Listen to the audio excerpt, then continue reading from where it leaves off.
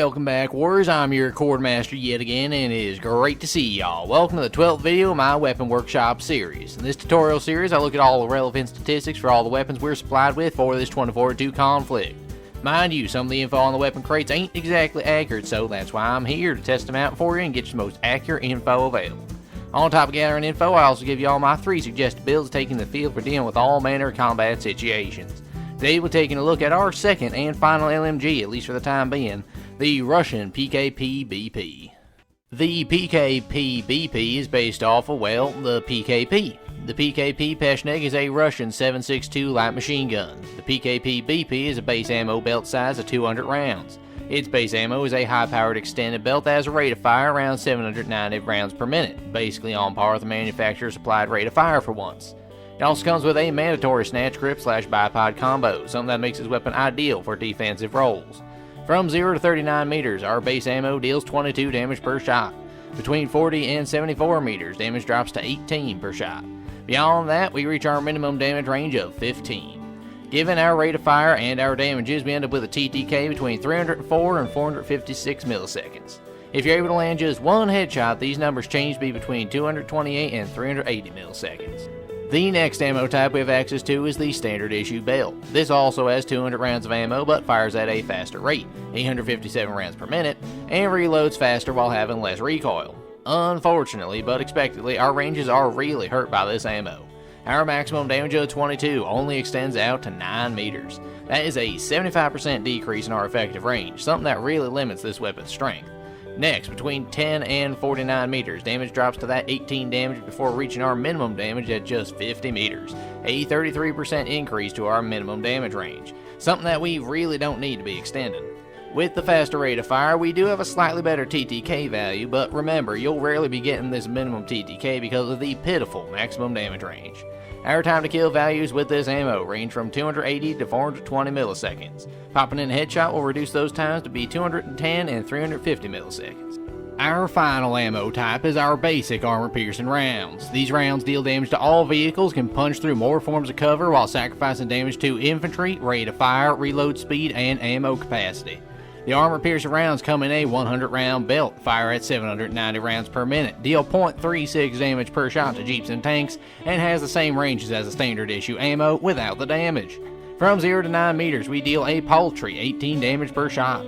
Between 10 and 49 meters, damage drops to 15. Then beyond 50 meters, yes, it gets even worse, we deal a pathetic 13 damage per shot.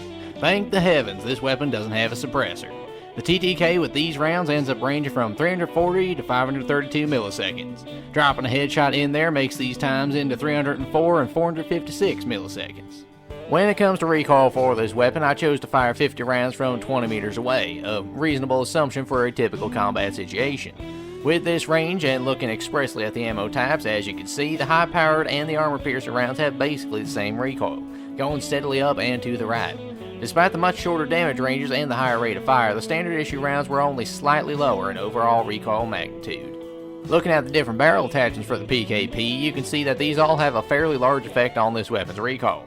The tactical compensator claims to make us more accurate, which one can argue did in fact happen, but it drove our vertical recoil through the roof. The WARHAWK compensator and the Champion muzzle brake do a great job of reducing our overall vertical recoil, with the Champion being slightly better while also having less side-to-side bounce. Now with the ARCOM tactical muzzle brake, it does something very strange. Vertical recoil is super high, but if you'll notice, not only is there less horizontal recoil, but the moderate right lane of recoil has been significantly straightened out. So much so that I didn't expect it and ran the recoil plot right into the plot for the WARHAWK. So if you can handle the increased vertical recoil, the ARCOM tactical muzzle brake seems to make the PKP kick straight up. Hipfire for the PKP isn't great, but up close, the overall magnitude and spacing of the shots ain't that bad. So as usual, I got 3 solid builds for you to choose from, each that will suit you for different combat situations. My first build is best for close quarters fights and clearing rooms. We leave on the base iron sights because on the PKM they're actually pretty good. We move on to the standard issue belts for that increased rate of fire, as well as some of our reload speed being increased without sacrificing any ammo. But we do lose range, however. We're forced to use the factory underbarrel mounts before rounding the build off with the WARHAWK compensator for reduced recoil while decreasing our accuracy. This first build, the Shredder, is optimized for fighting up close and staying more mobile. The iron sights are a great clear choice for fighting at close to medium ranges. There's no penalties of any kind when using the irons, and the PKP is a good set of irons on anyway.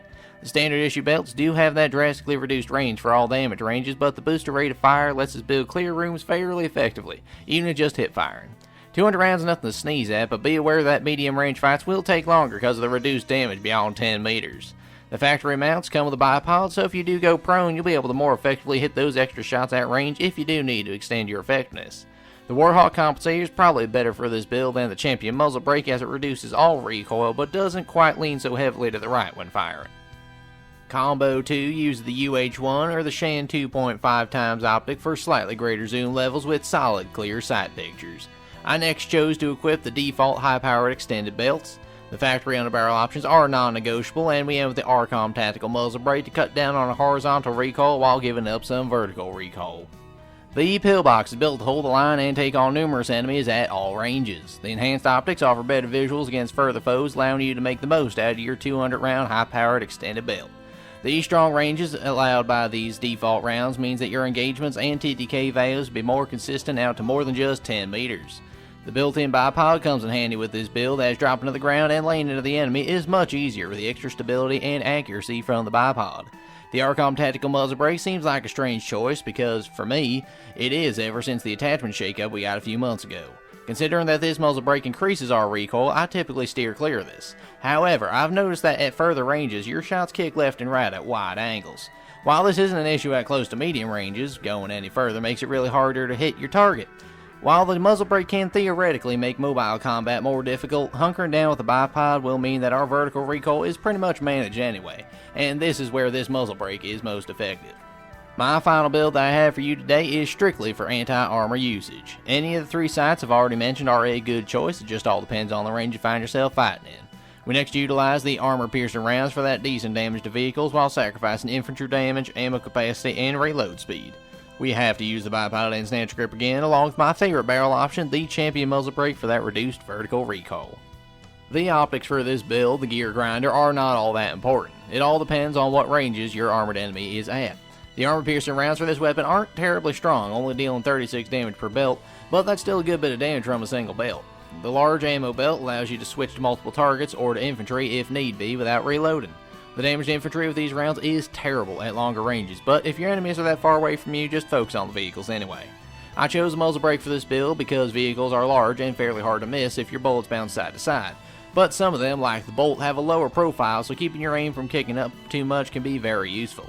Plus, you'll need to be more mobile to survive against the vehicle. I really wouldn't recommend bipod when fighting enemy armor, as they can kill you very quickly. Keep moving and stay alive, soldiers. And there you have it, folks, all the stats you need to know and the best builds to properly utilize your Russian lead spitter, the PKP BP. Build 1, the Shredder, as I stated before, is best for fighting up in buildings against multiple enemies. If you want a more consistent feel out to further range with this weapon, then the pillbox is the build for you. It's best as a defensive build.